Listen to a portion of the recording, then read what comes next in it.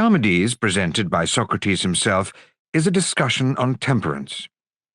Socrates tells how, returning from a battle, he encounters Chaerephon, who leads him to Critias, a political figure.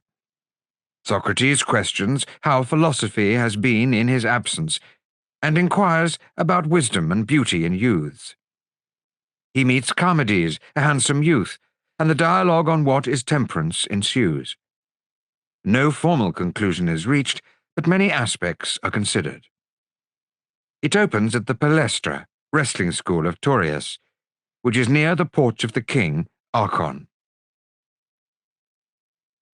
Yesterday evening, I returned from the army at Potidæa, and having been a good while away, I thought I should like to go and look at my old haunts. So I went into the Palestra of Taurius, which is over against the temple adjoining the porch of King Archon, and there I found a number of persons, most of whom I knew, but not all. My visit was unexpected, and no sooner did they see me entering than they saluted me from afar on all sides, and Chaerephon, who was a kind of madman, started up and ran to me, seizing my hand and saying, "How did you escape, Socrates?" I should explain that an engagement had taken place at Potidæa not long before we came away, of which the news had only just reached Athens. "You see," I replied, "that here I am." "There was a report," he said, "that the engagement was very severe, and that many of our acquaintance had fallen." "That," I replied, "was not far from the truth." "I suppose," he said, "that you were present?" "I was." "Then sit down and tell us the whole story, which as yet we have only heard imperfectly." I took the place which he assigned to me by the side of Critias, the son of Calescrus, and when I had saluted him and the rest of the company, I told them the news from the army and answered their several inquiries. Then, when there had been enough of this, I, in my turn, began to make inquiries about matters at home, about the present state of philosophy, and about the youth. I asked whether any of them were remarkable for wisdom or beauty, or both. Critias, glancing at the door, invited my attention to some youths who were coming in and talking noisily to one another, followed by a crowd. "Of the beauties, Socrates," he said, "I fancy that you will soon be able to form a judgment, for those who are just entering are the advanced guard of the great beauty, as he is thought to be of the day, and he is likely to be not far off himself." "Who is he?" I said, "and who is his father?" "Charmides," he replied, "is his name. He is my cousin, and the son of my uncle Glaucon. I rather think that you know him too, although he was not grown up at the time of your departure." "Certainly I know him," I said, "for he was remarkable even then when he was still a child, and I should imagine that by this time he must be almost a young man." "You will see," he said, "in a moment what progress he has made, and what he is like." He had scarcely said the word when Charmides entered. "Now you know, my friend, that I cannot measure anything, and of the beautiful I am simply such a measure as a white line is of chalk, for almost all young persons appear to be beautiful in my eyes. But at that moment, when I saw him coming in, I confess that I was quite astonished at his beauty and stature. All the world seemed to be enamoured of him. Amazement and confusion reigned when he entered, and a troop of lovers followed him. That grown-up men like ourselves should have been affected in this way was not surprising, but I observed that there was the same feeling among the boys. All of them, down to the very least child, turned and looked at him as if he had been a statue. Chaerephon called me and said, "What do you think of him, Socrates? Has he not a beautiful face?" "Most beautiful," I said. "But you would think nothing of his face," he replied. "If you could see his naked form, he is absolutely perfect." And to this they all agreed. "By Heracles," I said, "there never was such a paragon, if he has only one other slight addition." "What is that?" said Critias. "If he has a noble soul, and being of your house, Critias, he may be expected to have this." "He is as fair and good within as he is without," replied Critias. "Then, before we see his body, should we not ask him to show us his soul, naked and undisguised? He is just of an age at which he will like to talk." "That he will," said Critias, "and I can tell you that he is a philosopher already, and also a considerable poet, not in his own opinion only, but in that of others." "That, my dear Critias," I replied, "is a distinction which has long been in your family, and is inherited by you from Solon. But why do you not call him and show him to us? For even if he were younger than he is, there could be no impropriety in his talking to us in the presence of you, who are his guardian and cousin." "Very well," he said, "then I will call him." And turning to the attendant, he said, "Call Charmides, and tell him that I want him to come and see a physician about the illness of which he spoke to me the day before yesterday." Then again, addressing me, he added, "He has been complaining lately of having a headache when he rises in the morning. Now, why should you not make him believe that you know a cure for the headache?" "Why not?" I said. "But will he come?" "He will be sure to come," he replied. He came, as was bidden, and sat down between Critias and me. Great amusement was occasioned by everyone pushing with might and main at his neighbour in order to make a place for him next to themselves, until at the two ends of the row one had to get up and the other was rolled over sideways. Now my friend was beginning to feel awkward. Former bold belief in my powers of conversing with him had vanished, and when Critias told him that I was the person who had the cure, he looked at me in such an indescribable manner, and was just going to ask a question, and at that moment all the people in the palestra crowded about us, and, oh rare, I caught a sight of the inwards of his garment, and took the flame. Then I could no longer contain myself. I thought how well Sidious understood the nature of love, when, in speaking of a fair youth, he warned someone not to bring the fawn in the sight of the lion to be devoured by him, for I felt that I had been overcome by a sort of wild beast appetite. But I controlled myself, and when he asked me if I knew the cure of the headache, I answered, but with an effort, that I did know. "And what is it?" he said. I replied that it was a kind of leaf, which required to be accompanied by a charm, and if a person would repeat the charm at the same time that he used the cure, he would be made whole, but that without the charm, the leaf would be of no avail.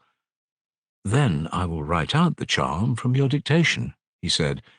"With my consent?" I said, "or without my consent?" "With your consent, Socrates," he said, laughing. "Very good," I said. "And are you quite sure that you know my name?" "I ought to know you," he replied, "for there is a great deal said about you among my companions, and I remember when I was a child seeing you in company with my cousin Critias." "I am glad to find that you remember me," I said, "for I shall now be more at home with you, and shall be better able to explain the nature of the charm about which I felt a difficulty before. For the charm will do more, Charmides, than only cure the headache. I dare say that you have heard eminent physicians say to a patient who comes to them with bad eyes that they cannot cure his eyes by themselves, but that if his eyes are to be cured, his head must be treated. And then again they say that to think of curing the head alone, and not the rest of the body also, is the height of folly, and arguing in this way they apply their methods to the whole body, and try to treat and heal the whole and the part together. Did you ever observe that this is what they say?" "Yes," he said. "And they are right. And you would agree with them?" "Yes," he said, "certainly I should." His approving answers reassured me, and I began by degrees to regain confidence, and the vital heat returned. "Such, Charmides," I said, "is the nature of the charm, which I learned when serving with the army from one of the physicians of the Thracian king, Zamolxis, who are said to be so skilful that they can even give immortality. This Thracian told me that in these notions of theirs, which I was just now mentioning, the Greek physicians are quite right as far as they go, but Zamolxis, he added, our king, who is also a god, says further that as you ought not to attempt to cure the eyes without the head, or the head without the body, so neither ought you to attempt to cure the body without the soul, and this, he said, is the reason why the cure of many diseases is unknown to the physicians of Hellas, because they are ignorant of the whole, which ought to be studied also, for the part can never be well unless the whole is well. For all good and evil, whether in the body or in human nature, originates, as he declared, in the soul, and overflows from thence, as if from the head into the eyes. And therefore, if the head and body are to be well, You must begin by curing the soul. That is the first thing. And the cure, my dear youth, has to be effected by the use of certain charms, and these charms are fair words, and by them temperance is implanted in the soul, and where temperance is, there health is speedily imparted, not only to the head, but to the whole body. And he who taught me the cure and the charm at the same time added a special direction. Let no one, he said, persuade you to cure the head until he has first given you his soul to be cured by the charm. For this, he said, is the great error of our day in the treatment of the human body, that physicians separate the soul from the body. And he added, with emphasis, at the same time making me swear to his words, let no one, however rich or noble or fair, persuade you to give him the cure without the charm. Now I have sworn, and I must keep my oath. And therefore, if you'll allow me to apply the Thracian charm first to your soul, as the stranger directed, I will afterwards proceed to apply the cure to your head. But if not, I do not know what I am to do with you, my dear Charmides. Critias, when he heard this, said, the headache will be an unexpected gain to my young relation if the pain in his head compels him to improve his mind. And I can tell you, Socrates, that Charmides is not only preeminent in beauty among his equals, but also in that quality which is given by the charm. And this, as you say, is temperance? Yes, I said. Then let me tell you that he is the most temperate of human beings, and for his age inferior to none in any quality. Yes, I said, Charmides, and indeed I think that you ought to excel others in all good qualities, for, if I am not mistaken, there is no one present who could easily point out 2 Athenian houses whose union would be likely to produce a better or nobler scion than the 2 from which you are sprung.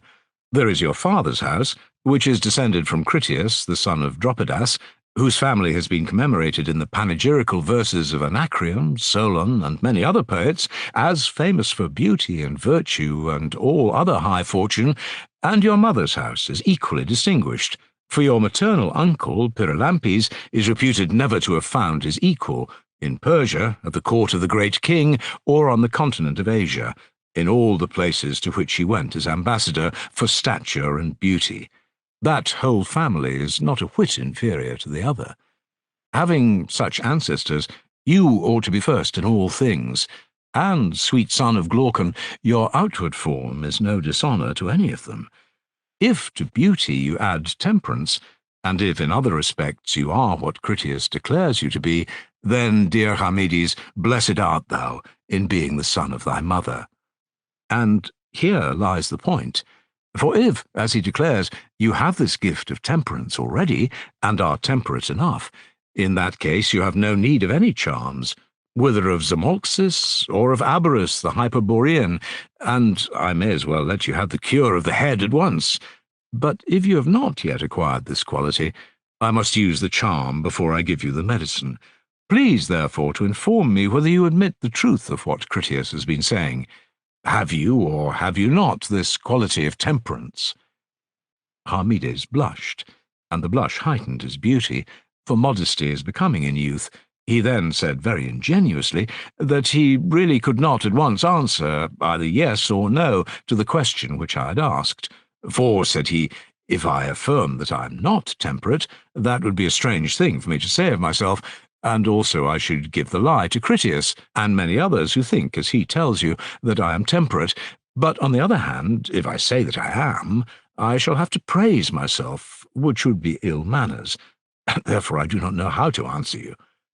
I said to him, that is a natural reply, Charmides, and I think that you and I ought together to inquire whether you have this quality about which I am asking or not, and then you will not be compelled to say what you do not like.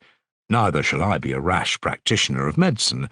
Therefore, if you please, I will share the inquiry with you, but I will not press you if you would rather not. There is nothing which I should like better, he said, and as far as I am concerned, you may proceed in the way which you think best. I think, I said, that I had better begin by asking you a question, for if temperance abides in you, you must have an opinion about her. She must give some intimation of her nature and qualities, which may enable you to form a notion of her. Is not that true?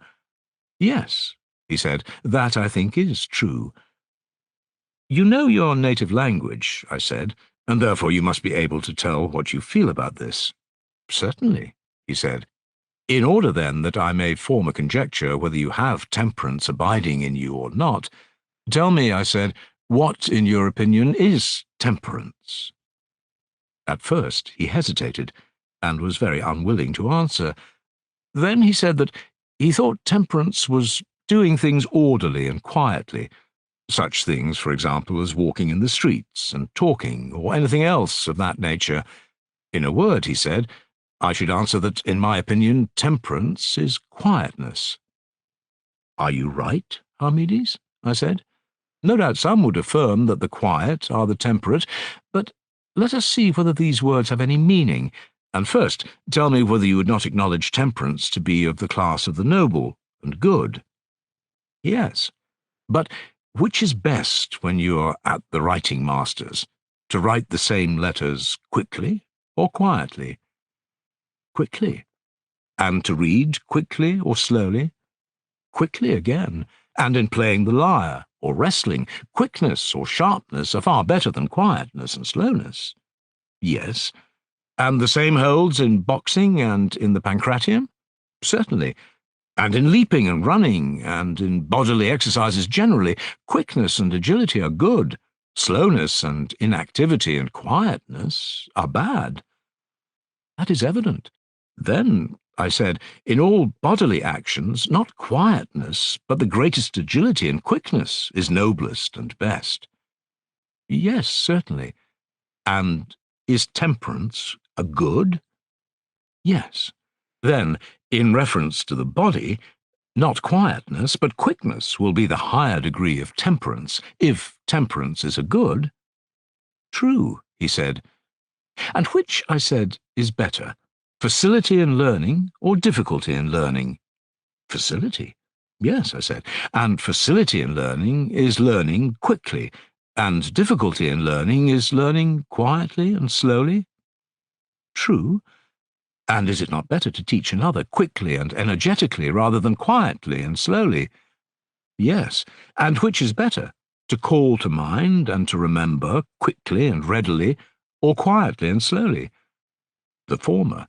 And is not shrewdness a quickness or cleverness of the soul, and not a quietness? True.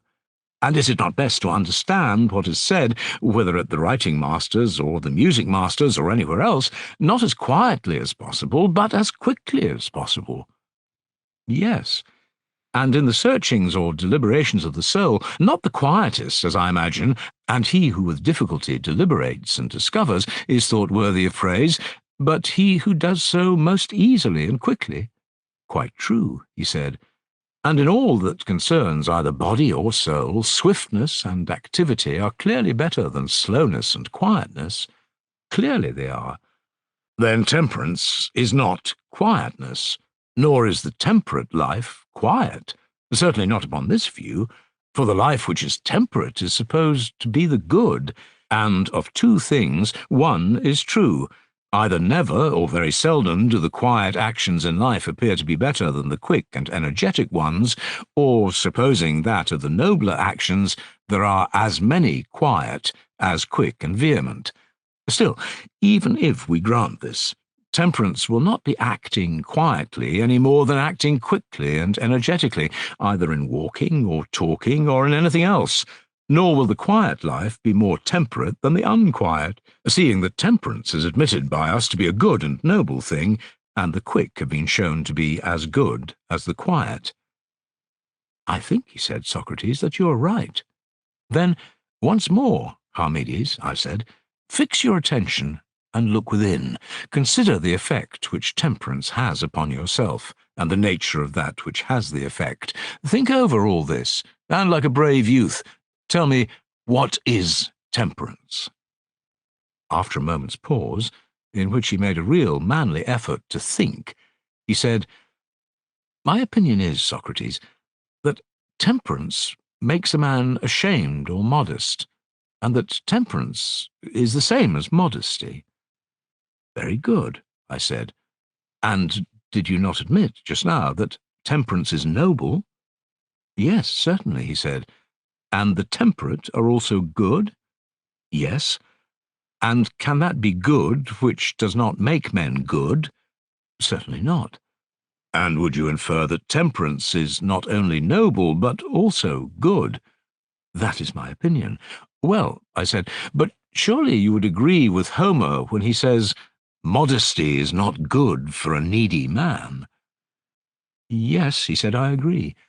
Then I suppose that modesty is and is not good. Clearly. But temperance, whose presence makes men only good and not bad, is always good? That appears to me to be as you say. And the inference is that temperance cannot be modesty if temperance is a good and if modesty is as much an evil as a good. All that, Socrates, appears to me to be true, but I should like to know what you think about another definition of temperance, which I just now remember to have heard from someone who said that temperance is doing our own business. Was he right who affirmed that? You monster, I said. This is what Critias or some philosopher has told you. Someone else, then, said Critias, for certainly I have not. But what matter, said Charmides, from whom I heard this? No matter at all, I replied, for the point is not who said the words, but whether they are true or not. There you are in the right, Socrates, he replied. To be sure, I said. Yet I doubt whether we shall ever be able to discover their truth or falsehood, for they are a kind of riddle. What makes you think so? He said. Because, I said, he who uttered them seems to me to have meant one thing and said another. Is the scribe, for example, to be regarded as doing nothing when he reads or writes? I should rather think that he was doing something. And does the scribe write or read, or teach you boys to write or read your own names only? Or did you write your enemies' names, as well as your own and your friends? As much one as the other. And was there anything meddling or intemperate in this? Certainly not. And yet, if reading and writing are the same as doing, you are doing what was not your own business. But they're the same as doing. And the healing art, my friend, and building and weaving and doing anything whatever which is done by art, these all clearly come under the head of doing. Certainly. And do you think that a state would be well ordered by a law which compelled every man to weave and wash his own coat, and make his own shoes and his own flask and strigil and other implements, on this principle of every one doing and performing his own, and abstaining from what is not his own? I think not, he said. But, I said, a temperate state will be a well-ordered state. Of course, he replied. Then temperance, I said, will not be doing one's own business, not at least in this way, or doing things of this sort. Clearly not. Then, as I was just now saying, he who declared that temperance is a man doing his own business had another and a hidden meaning, for I do not think that he could have been such a fool as to mean this. Was he a fool who told you, Charmides? Nay, he replied, I certainly thought him a very wise man. Then I am quite certain that he put forth his definition as a riddle, thinking that no one would know the meaning of the words doing his own business. I dare say, he replied. And what is the meaning of a man doing his own business? Can you tell me? Indeed I cannot, and I should not wonder if the man himself who used this phrase did not understand what he was saying, whereupon he laughed slyly and looked at Critias. Critias had long been showing uneasiness, for he felt that he had a reputation to maintain with Charmides and the rest of the company. He had, however, hitherto managed to restrain himself, but now he could no longer forbear, and I am convinced of the truth of the suspicion which I entertained at the time, that Charmides had heard this answer about temperance from Critias. And Charmides, who did not want to answer himself, but to make Critias answer, tried to stir him up. He went on, pointing out that he had been refuted, at which Critias grew angry, and appeared, as I thought, inclined to quarrel with him, just as a poet might quarrel with an actor who spoiled his poems in repeating them.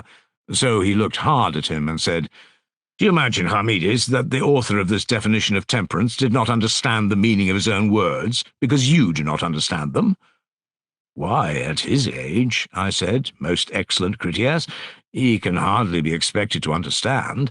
But you, who are older and have studied, may well be assumed to know the meaning of them, and therefore, if you agree with him and accept his definition of temperance, I should much rather argue with you than with him about the truth or falsehood of the definition." "I entirely agree," said Critias, "and accept the definition." "Very good," I said. "And now let me repeat my question. Do you admit, as I was just now saying, that all craftsmen make or do something?" "I do." "And do they make or do their own business only, or that of others also?" "They make or do that of others also." "And are they temperate, seeing that they make not for themselves or their own business only?" "Why not?" he said. "No objection on my part," I said, "but there may be a difficulty on his who proposes as a definition of temperance doing one's own business, and then says that there is no reason why those who do the business of others should not be temperate." "Nay," said he, "did I ever acknowledge that those who do the business of others are temperate? I said those who make, not those who do." "What?" I asked. "Do you mean to say that doing and making are not the same?" "No more," he replied, "than making or working are the same. Thus much I have learned from Hesiod, who says that work is no disgrace. Now, do you imagine that if he had meant by working and doing such things as you were describing, he would have said that there was no disgrace in them, for example, in the manufacture of shoes, or in selling pickles, or sitting for hire in a house of ill fame? That, Socrates, is not to be supposed, but I conceive him to have distinguished making from doing and work. And while admitting that the making anything might sometimes become a disgrace when the employment was not honourable, to have thought that work was never any disgrace at all. For things nobly and usefully made he called works, and such makings he called workings and doings, and he must be supposed to have called such things only man's proper business, and what is hurtful not his business. And in that sense Hesiod, and any other wise man, may be reasonably supposed to call him wise who does his own work.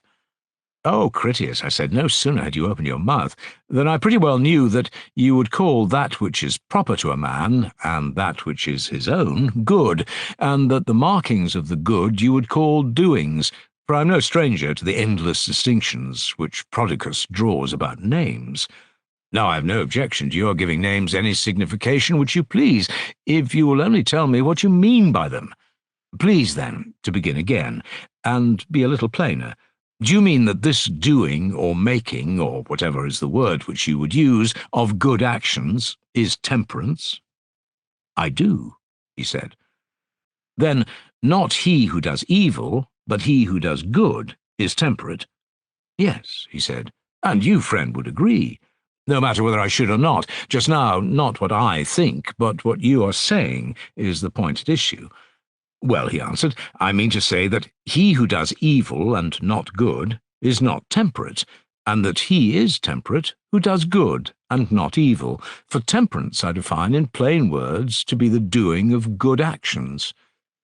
"And you may be very likely right in what you are saying, but I am curious to know whether you imagine that temperate men are ignorant of their own temperance."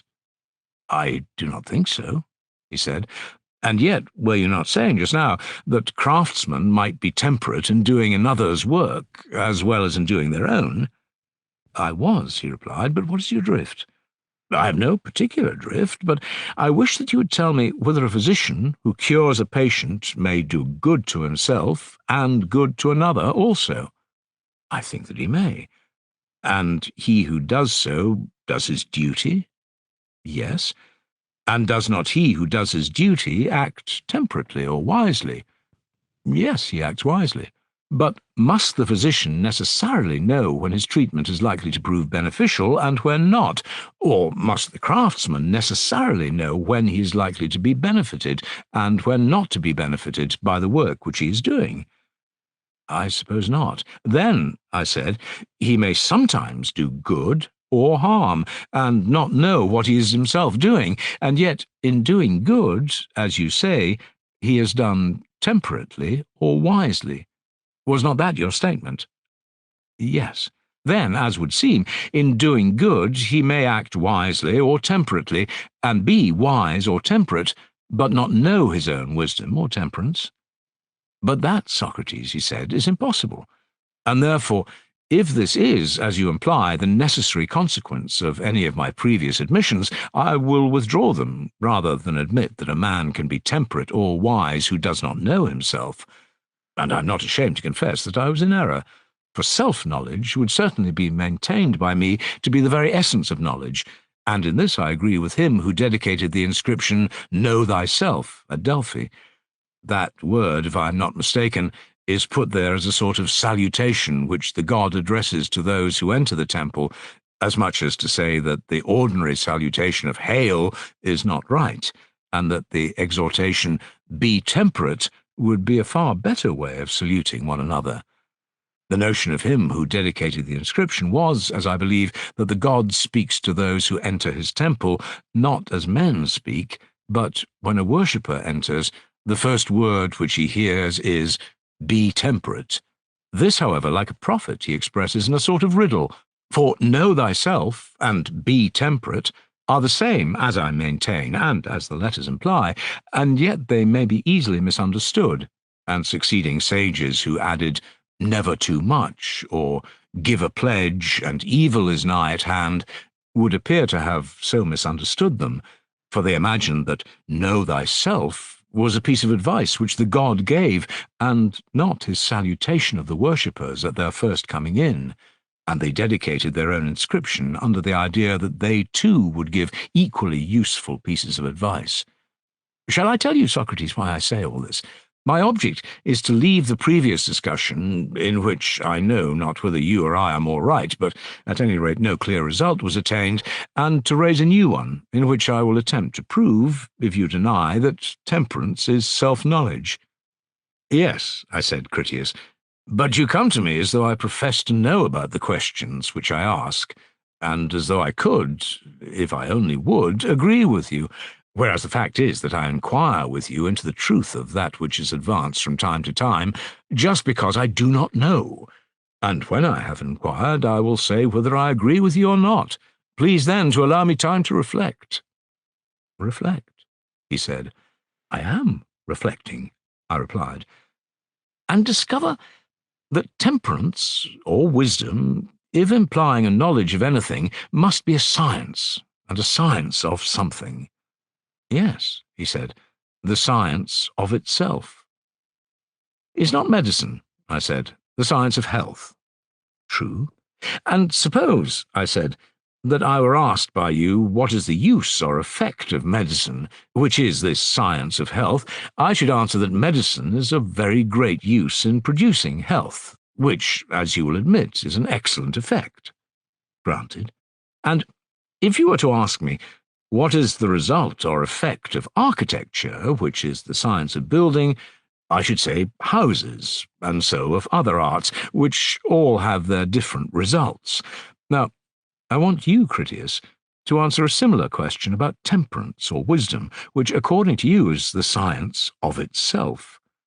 Admitting this view, I ask of you, what good work, worthy of the name wise, does temperance or wisdom, which is the science of itself, effect? Answer me. That is not the true way of pursuing the inquiry, Socrates, he said, for wisdom is not like the other sciences, any more than they are like one another, but you proceed as if they were alike. For, tell me, he said, what result is there of computation or geometry, in the same sense as a house is the result of building, or a garment of weaving, or any other work of any other art? Can you show me any such result of them? You cannot. That is true, I said, but still, each of these sciences has a subject which is different from the science. I can show you that the art of computation has to do with odd and even numbers and their numerical relations to themselves and to each other. Is not that true? Yes, he said, and the odd and even numbers are not the same with the art of computation. They are not. The art of weighing, again, has to do with lighter and heavier, but the art of weighing is one thing, and the heavy and the light another. Do you admit that? Yes. Now, I want to know, what is that which is not wisdom, and of which wisdom is the science? "You're just falling into the old error, Socrates," he said. "You come asking in what wisdom or temperance differs from the other sciences, and then you try to discover some respect in which they are alike, but they are not. For all the other sciences are of something else, and not of themselves. Wisdom alone is a science of other sciences, and of itself. And of this, as I believe, you are very well aware, and that you are only doing what you denied that you were doing just now, trying to refute me, instead of pursuing the argument." "And what if I am?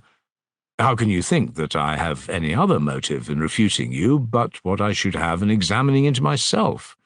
Which motive would be just a fear of my unconsciously fancying that I knew something of which I was ignorant. And at this moment I pursue the argument chiefly for my own sake, and perhaps in some degree also for the sake of my other friends. For is not the discovery of things as they truly are a good common to all mankind?" "Yes, certainly, Socrates," he said. "Then," I said, "be cheerful, sweet sir, and give your opinion in answer to the question which I asked, never minding whether Critias or Socrates is the person refuted. Attend only to the argument, and see what will come of the refutation." "I think that you are right," he replied, "and I will do as you say. Tell me then," I said, "what you mean to affirm about wisdom." "I mean to say that wisdom is the only science which is the science of itself as well as of the other sciences." "But the science of science," I said, "will also be the science of the absence of science." "Very true," he said. "Then the wise or temperate man, and he only, will know himself, and be able to examine what he knows or does not know, and to see what others know and think that they know and do really know, and what they do not know, and fancy that they know when they do not. No other person will be able to do this. And this is wisdom and temperance and self-knowledge, for a man to know what he knows and what he does not know. That is your meaning?" "Yes," he said. "Now then," I said, making an offering of the third or last argument to Zeus the Saviour, "let us begin again, and ask, in the first place, whether it is or is not possible for a person to know that he knows, and does not know what he knows, and does not know, and, in the second place, whether, if perfectly possible, such knowledge is of any use." "That is what we have to consider," he said. "And here, Critias," I said, "I hope that you will find a way out of a difficulty into which I've got myself. Shall I tell you the nature of the difficulty?" "By all means," he replied. "Does not what you have been saying, if true, amount to this, that there must be a single science which is wholly a science of itself and of other sciences, and that the same is also the science of the absence of science?" "Yes. But consider how monstrous this proposition is, my friend. In any parallel case, the impossibility will be transparent to you." "How is that, and in what cases do you mean?" "In such cases as this. Suppose that there is a kind of vision which is not like ordinary vision, but a vision of itself, and of other sorts of vision, and of the defect of them, which in seeing sees no colour, but only itself, and other sorts of vision.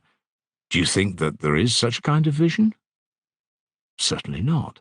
"Or is there a kind of hearing, which hears no sound at all, but only itself, and other sorts of hearing, or the defects of them?"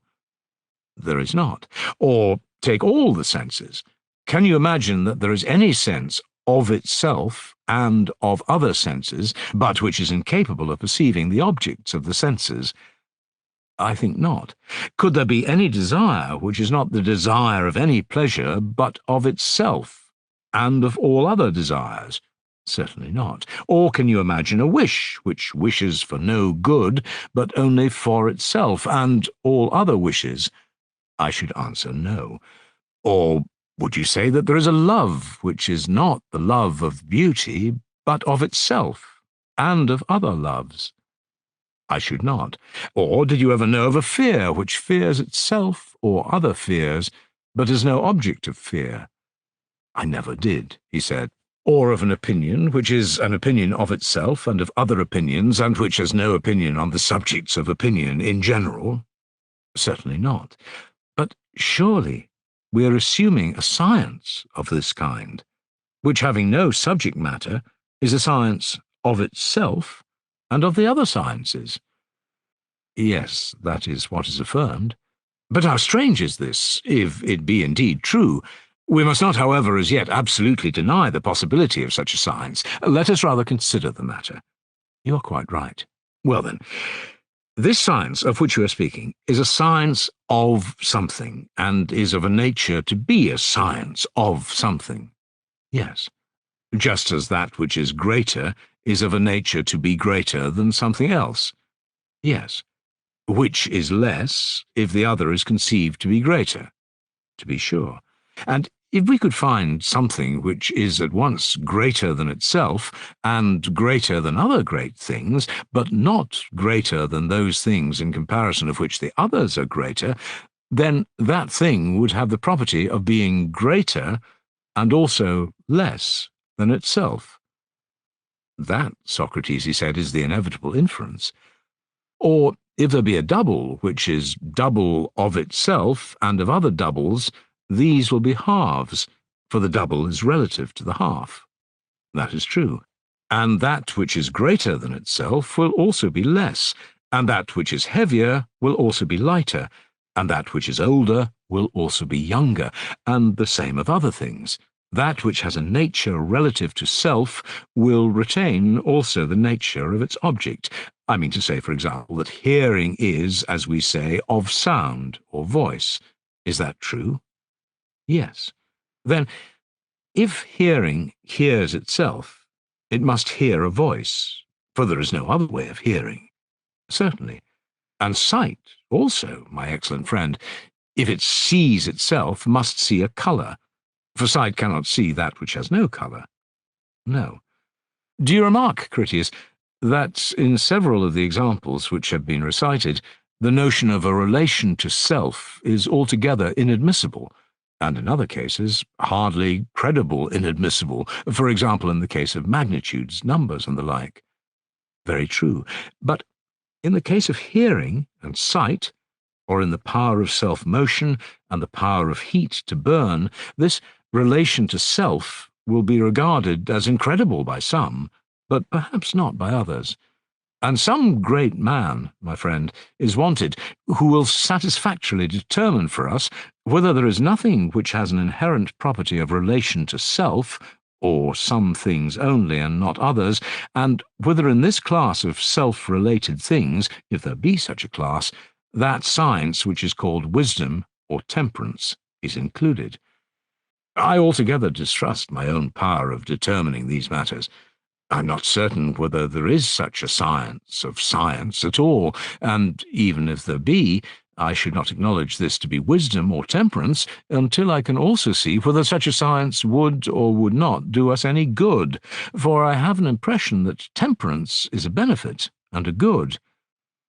And therefore, O son of Callaeschrus, as you maintain that temperance or wisdom is a science of science, and also of the absence of science, I will request you to show in the first place, as I was saying before, the possibility, and in the second place the advantage of such a science, and then perhaps you may satisfy me that you are right in your view of temperance. Critias heard me say this, and saw that I was in a difficulty, and as one person, when another yawns in his presence, catches the infection of yawning from him, so did he seem to be driven into a difficulty by my difficulty. But as he had a reputation to maintain, he was ashamed to admit before the company that he could not answer my challenge or determine the question at issue, and he made an unintelligible attempt to hide his perplexity. In order that the argument might proceed, I said to him, "Well then, Critias, if you like, let us assume that there is this science of science. Whether the assumption is right or wrong may hereafter be investigated. Admitting the existence of it, you will tell me how such a science enables us to distinguish what we know or do not know, which, as we were saying, is self-knowledge or wisdom. So we were saying?" "Yes, Socrates," he said, "and that, I think, is certainly true. For he who has this science or knowledge, which knows itself, will become like the knowledge which he has, in the same way that he who has swiftness will be swift, and he who has beauty will be beautiful, and he who has knowledge will know. In the same way, he who has that knowledge which is self-knowing will know himself. I do not doubt, I said, that a man will know himself when he possesses that which has self-knowledge, but what necessity is there that, having this, he should know what he knows and what he does not know? Because, Socrates, they are the same. Very likely, I said, but I remain as stupid as ever, for still I fail to comprehend how this knowing what you know and do not know is the same as the knowledge of self. What do you mean? He said. This is what I mean, I replied. I will admit that there is a science of science. Can this do more than determine that of two things one is and the other is not, science or knowledge? No, just that. But is knowledge or want of knowledge of health the same as knowledge or want of knowledge of justice? Certainly not. The one is medicine, the other is politics, whereas that of which we are speaking is knowledge pure and simple. Very true. And if a man knows only, and has only knowledge of knowledge, and has no further knowledge of health and justice, the probability is that he will only know that he knows something, and has a certain knowledge, whether concerning himself or other men. True. Then how will this knowledge, or science, teach him to know what he knows? Say that he knows health. Not wisdom or temperance, but the art of medicine has taught it to him, and he has learned harmony from the art of music, and building from the art of building, neither from wisdom or temperance, and the same of other things. That is evident. How will wisdom, regarded only as a knowledge of knowledge, or science of science, ever teach him that he knows health, or that he knows building? It is impossible. And he who is ignorant of these things will only know that he knows, but not what he knows. True. Then wisdom, or being wise, appears to be not the knowledge of the things which we do or do not know, but only the knowledge that we know or do not know. That is the inference. Then he who has this knowledge will not be able to examine whether a pretender knows or does not know that which he says that he knows. He will only know that he has a knowledge of some kind, but wisdom will not show him of what the knowledge is. Plainly not.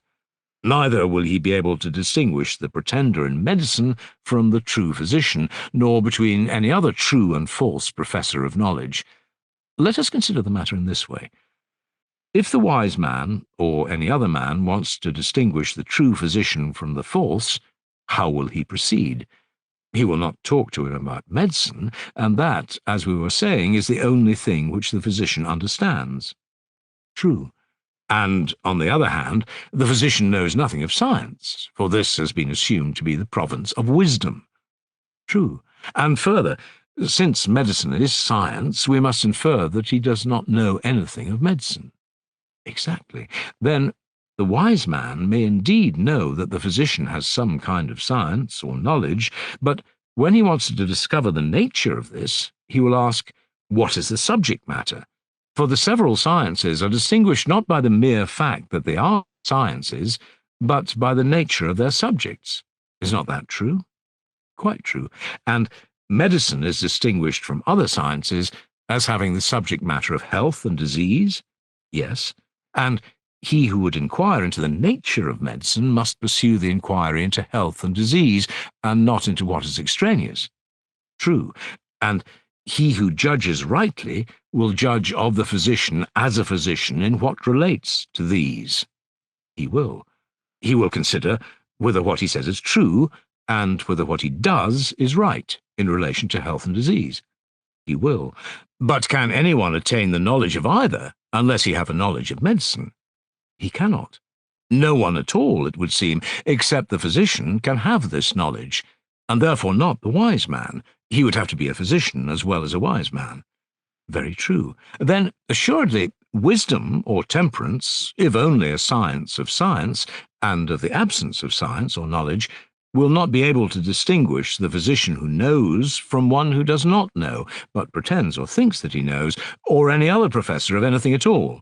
Like any other artist, he will only know his fellow in art or wisdom, and no one else. That is evident, he said. But then, what profit, Critias, I said, is there any longer in wisdom or temperance which yet remains, if this is wisdom?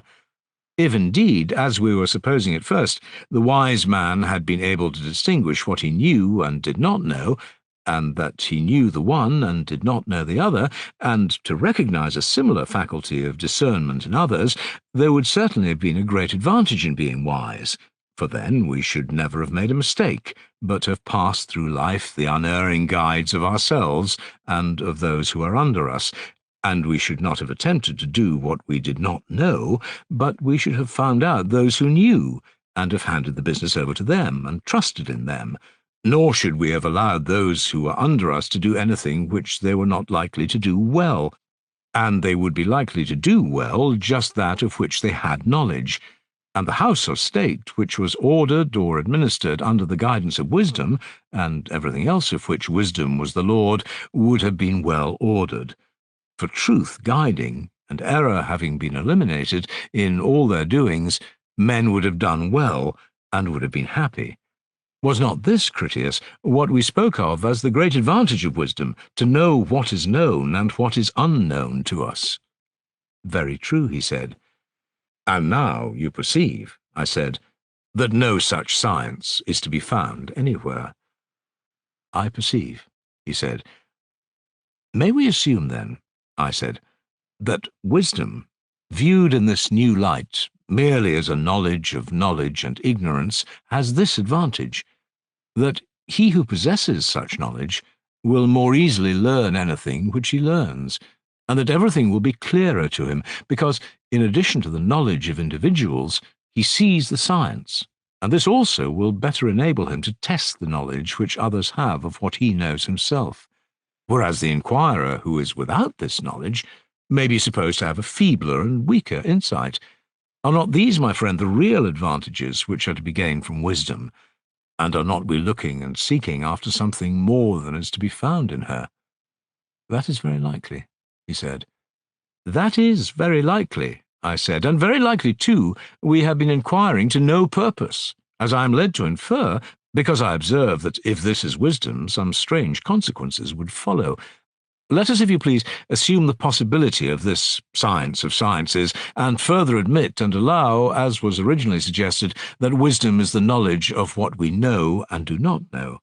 Assuming all this, still, upon further consideration, I am doubtful, Critias, whether wisdom such as this would do us much good. For we were wrong, I think, in supposing, as we were saying just now, that such wisdom ordering the government of house or state would be a great benefit. How so? He said. Why, I said, we were far too ready to admit the great benefits which mankind would obtain from their severally doing the things which they knew, and committing the things of which they are ignorant to those who were better acquainted with them. Were we not right in making that admission? I think not. How very strange, Socrates. By the dog of Egypt, I said, there I agree with you, and I was thinking as much just now when I said that strange consequences would follow, and that I was afraid we were on the wrong track, for however ready we may be to admit that this is wisdom, I certainly cannot make out what good this sort of thing does to us. What do you mean? He said. I wish that you could make me understand what you mean. I dare say that what I am saying is nonsense, I replied. And yet if a man has any feeling of what is due to himself, he cannot let the thought which comes into his mind pass away unheeded and unexamined. I like that, he said. Here then, I said, my own dream. Whether coming through the horn or the ivory gate, I cannot tell. The dream is this. Let us suppose that wisdom is such as we are now defining, and that she has absolute sway over us. Then each action will be done according to the arts or sciences, and no one professing to be a pilot when he is not, or any physician or general or anyone else pretending to know matters of which he is ignorant, will deceive or elude us. Our health will be improved, our safety at sea and also in battle will be assured, our coats and shoes and all other instruments and implements will be skilfully made, because the workman will be good and true. Aye, and if you please, you may suppose that prophecy, which is the knowledge of the future, will be under the control of wisdom, and that she will deter deceivers and set up the true prophets in their place as the revealers of the future. Now, I quite agree that mankind, thus provided, would live and act according to knowledge, for wisdom would watch and prevent ignorance from intruding on us. But whether by acting according to knowledge we shall act well and be happy, my dear Critias, this is a point which we have not yet been able to determine. Yet I think, he replied, that if you discard knowledge, you will hardly find the crown of happiness in anything else. But of what is this knowledge? I said. Just answer me that small question. Do you mean a knowledge of shoemaking? God forbid. Or of working in brass? Certainly not. Or in wool or wood or anything of that sort? No, I do not. Then, I said, we are giving up the doctrine that he who lives according to knowledge is happy. For these live according to knowledge, and yet they are not allowed by you to be happy. But I think that you mean to confine happiness to particular individuals who live according to knowledge, such, for example, as the prophet, who, as I was saying, knows the future. Is it of him you are speaking, or of someone else? Yes, I mean him, but there are others as well. Yes, I said, someone who knows the past and present as well as the future, and is ignorant of nothing. Let us suppose that there is such a person, and if there is, you will allow that he is the most knowing of all living men. Certainly he is. Yet I should like to know one more thing. Which of the different kinds of knowledge makes him happy? Or do all equally make him happy? Not all equally, he replied, but which most tends to make him happy? The knowledge of what past, present, or future thing? May I infer this to be the knowledge of the game of draughts? Nonsense about the game of draughts. Or of computation? No. Or of health? That is nearer the truth, he said. And that knowledge, which is nearest of all, I said, is the knowledge of what? The knowledge with which he discerns good and evil. Monster, I said, you have been carrying me round in a circle, and all this time hiding from me the fact that the life according to knowledge is not that which makes men act rightly and be happy, not even if knowledge include all the sciences, but one science only, that of good and evil. For let me ask you, Critias, whether, if you take away this, medicine will not equally give health, and shoemaking equally produce shoes, and the art of the weaver clothes? Whether the art of the pilot will not equally save our lives at sea, and the art of the general in war? Quite so. And yet, my dear Critias, none of these things will be well or beneficially done if the science of the good be wanting. True, but that science is not wisdom or temperance, but a science of human advantage, not a science of other sciences or of ignorance, but of good and evil. And if this be of use, then wisdom or temperance will not be of use.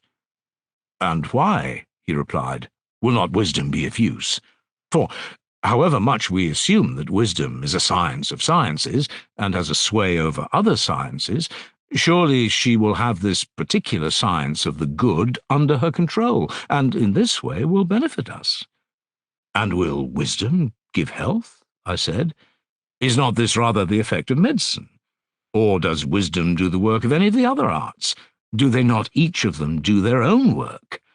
Have we not long ago asseverated that wisdom is only the knowledge and of ignorance, and of nothing else?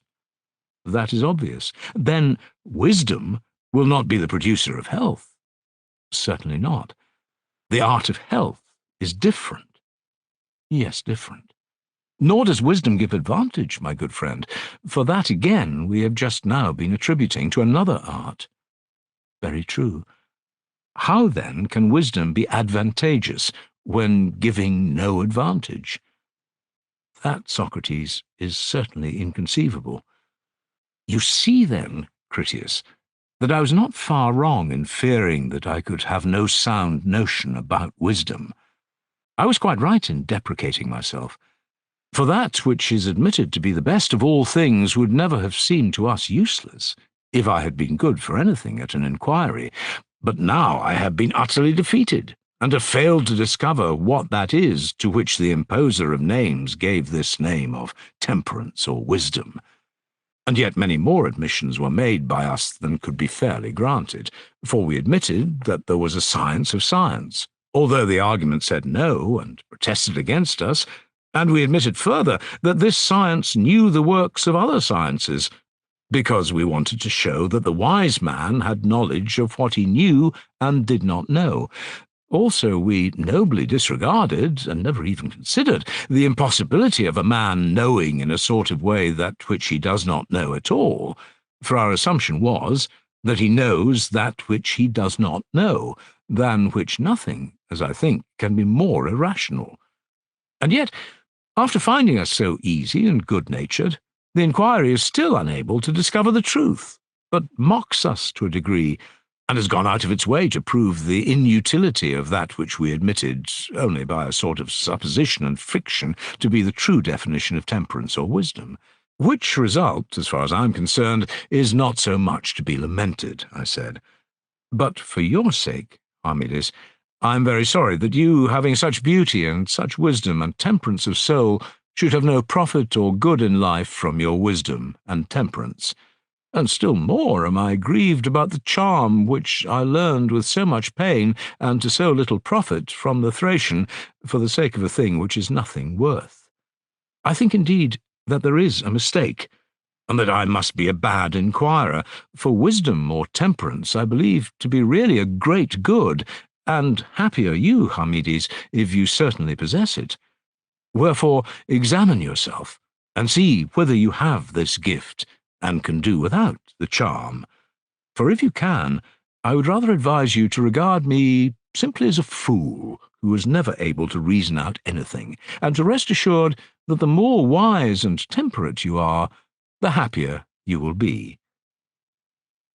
Charmides said, I am sure that I do not know, Socrates, whether I have or have not this gift of wisdom and temperance. For how can I know whether I have a thing of which even you and Critias are, as you say, unable to discover the nature? Not that I believe you. And further, I am sure, Socrates, that I do need the charm, and as far as I am concerned, I shall be willing to be charmed by you daily, until you say that I have had enough. Very good, Charmides, said Critias. If you do this, I shall have a proof of your temperance. That is, if you allow yourself to be charmed by Socrates, and never desert him at all. You may depend on my following and not deserting him, said Charmides. If you, who are my guardian, command me, I should be very wrong not to obey you. And I do command you, he said. Then I will do as you say, and begin this very day. You, sirs, I said, what are you conspiring about? We are not conspiring, said Charmides.